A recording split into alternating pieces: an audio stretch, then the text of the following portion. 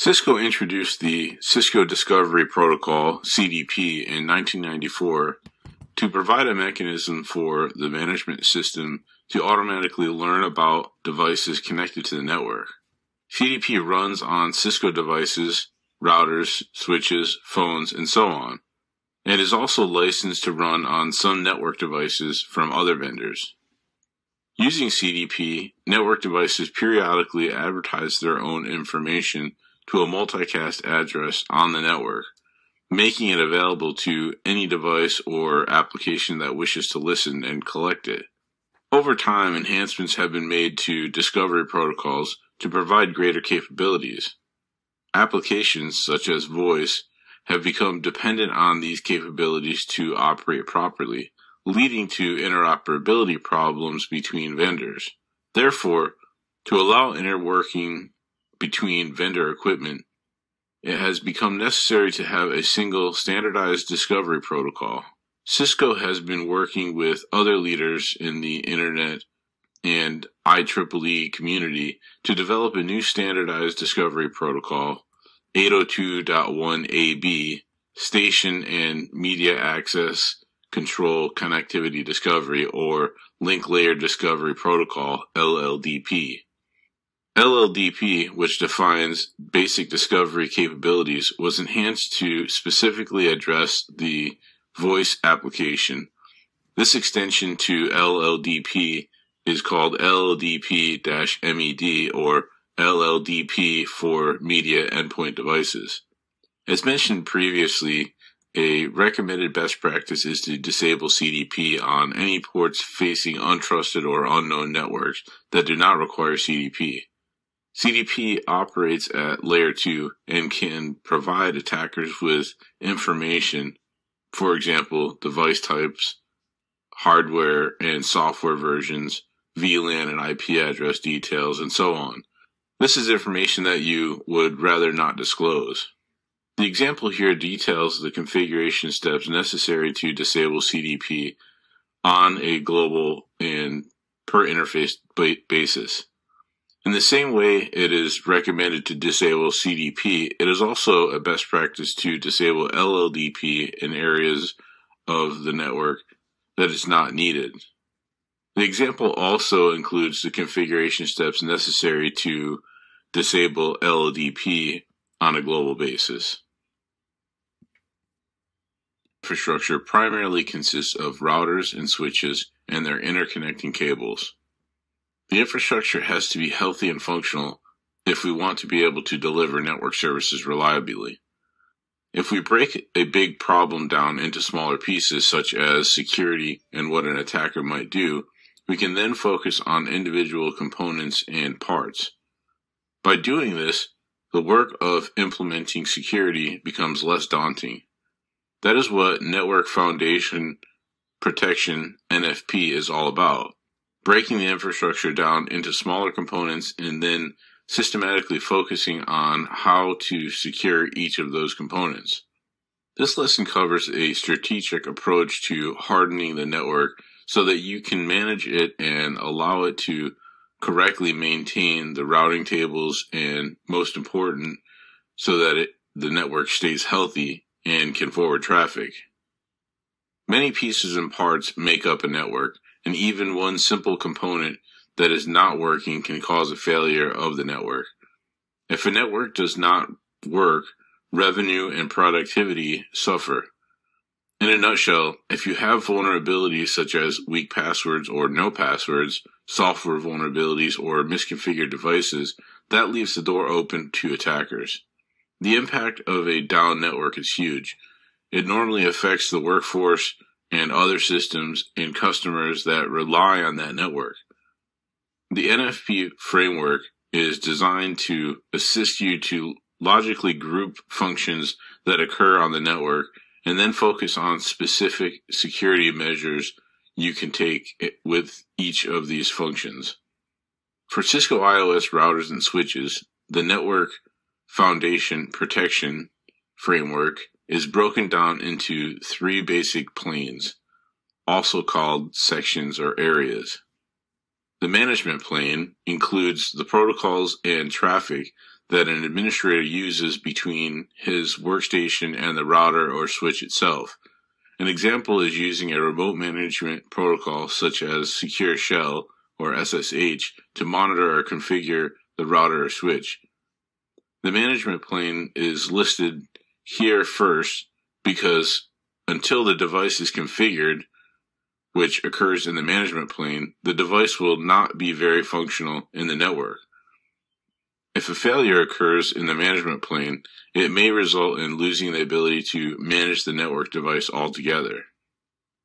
The control plane includes protocols and traffic that the network devices use on their own without direct interaction from an administrator. An example is a routing protocol. A routing protocol can dynamically learn and share routing information that the router can then use to maintain and update a routing table. If a failure occurs in the control plane, a router might lose the capability to share or correctly learn dynamic routing information, and as a result, might not have the routing intelligence to be able to route for the network. The data plane includes traffic that is being forwarded through the network, sometimes called transit traffic.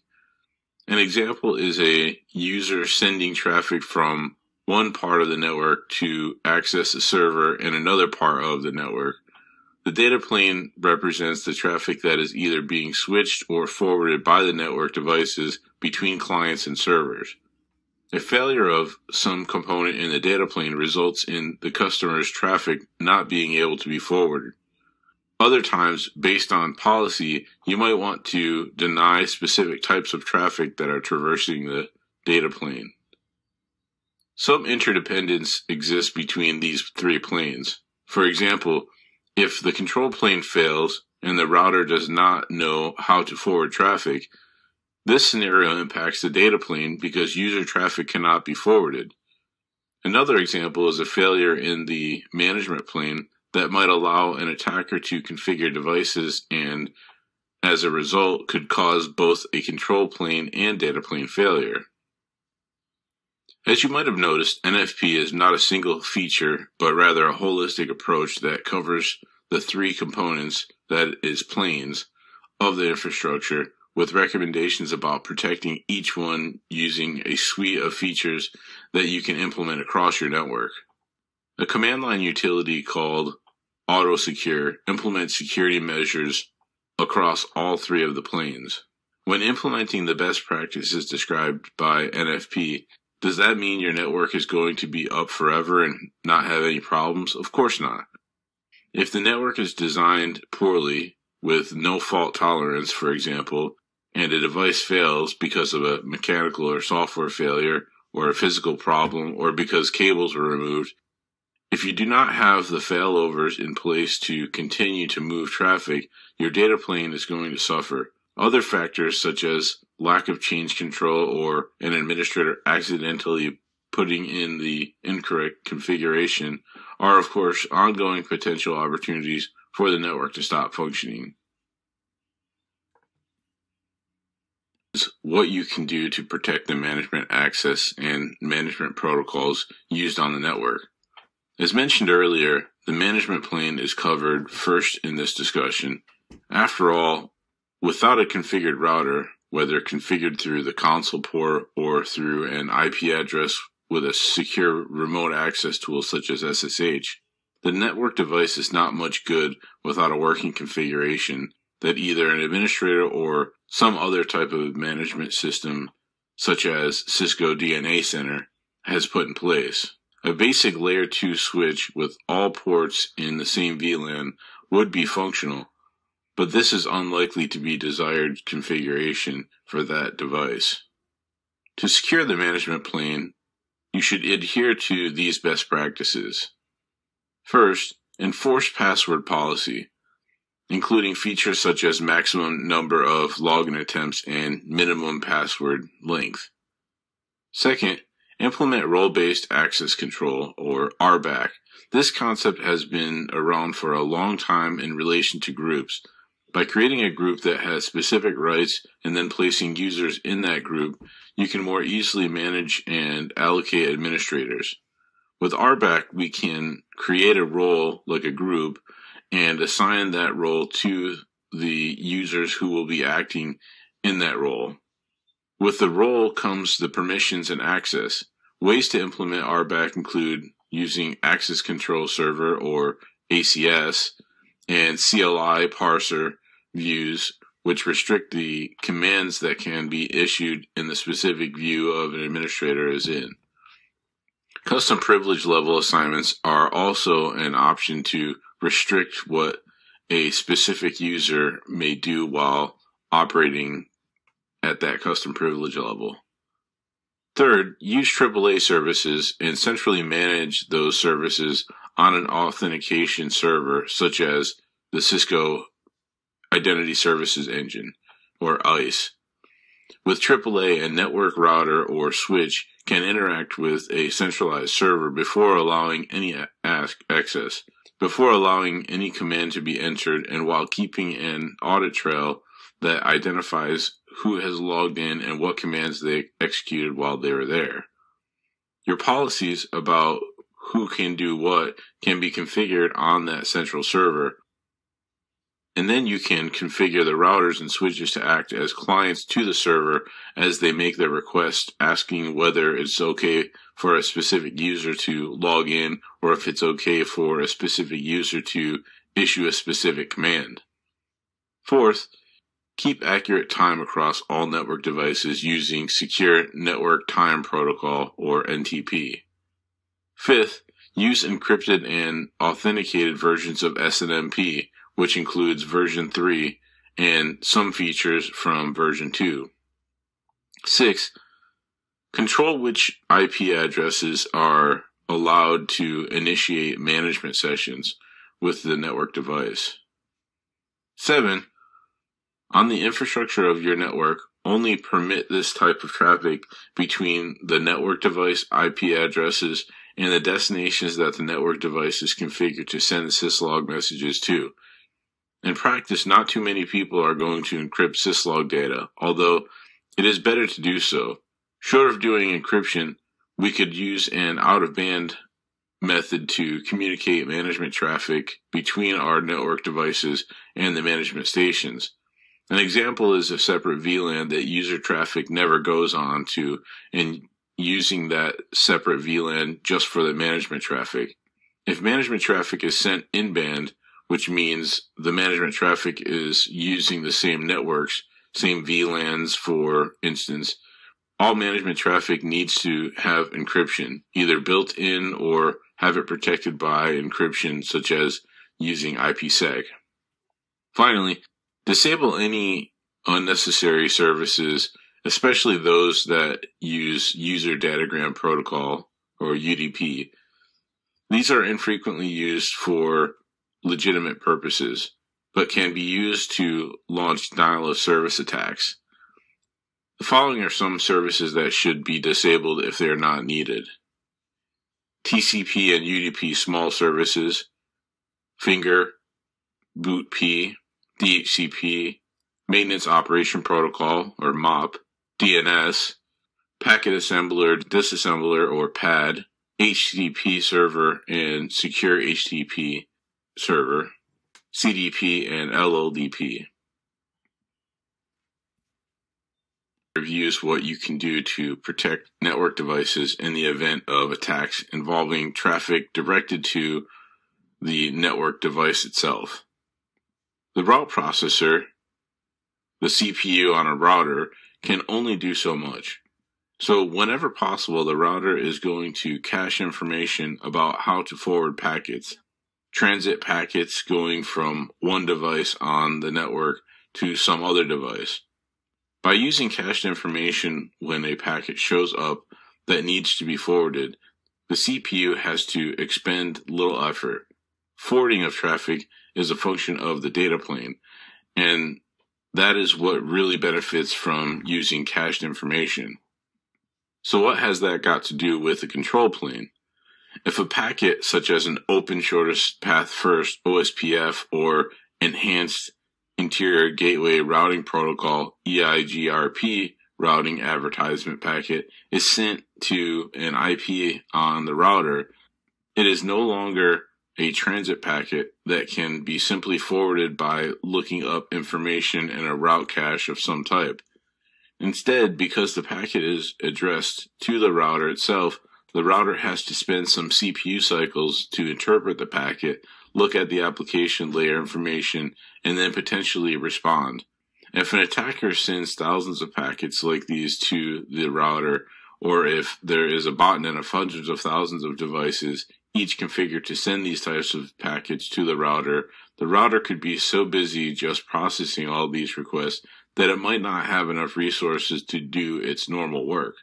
Control plane security is primarily guarding against attacks that might otherwise negatively impact the CPU, including routing updates, which are also processed by the CPU. You can deploy COPP and CPPR to protect the control plane.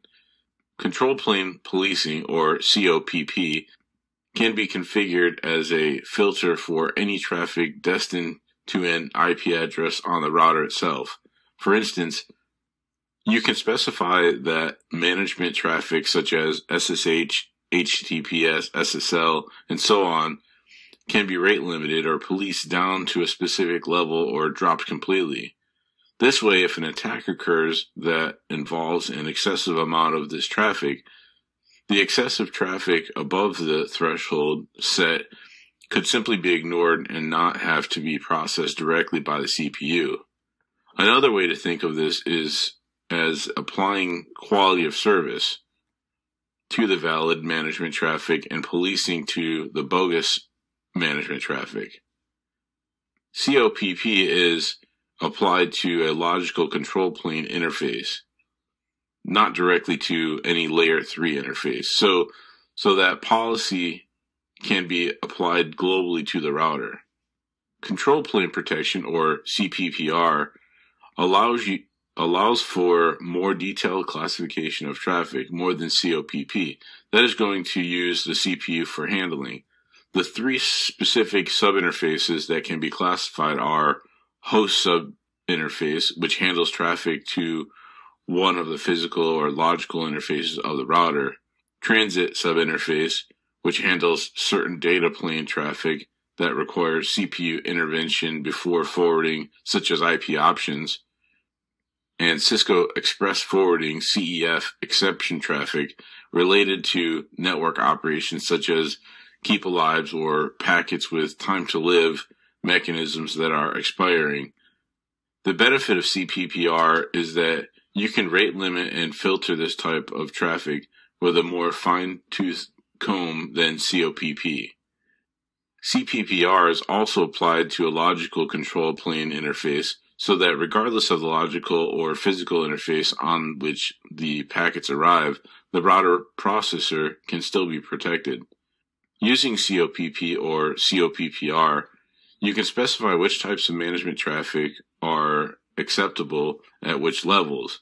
For example, you could decide and configure the router to believe that SSH is acceptable at 100 packets per second, syslog is acceptable at 200 packets per second, and so on. Traffic that exceeds the thresholds can be safely dropped if it is not from one of your specific management stations. You can specify all those details in the policy. Routing protocol authentication is another best practice for securing the control plane. If you use authentication, a rogue router on the network will not be believed by the authorization network devices. The attacker may have intended to route all the traffic through his device, or perhaps at least learn detailed about the routed tables and networks. Although not necessarily a security feature, selective packet discard, or SPD, provides the ability to prioritize certain types of packets. For example, routing protocol packets and layer 2 keep alive messages, which are received by the route processor.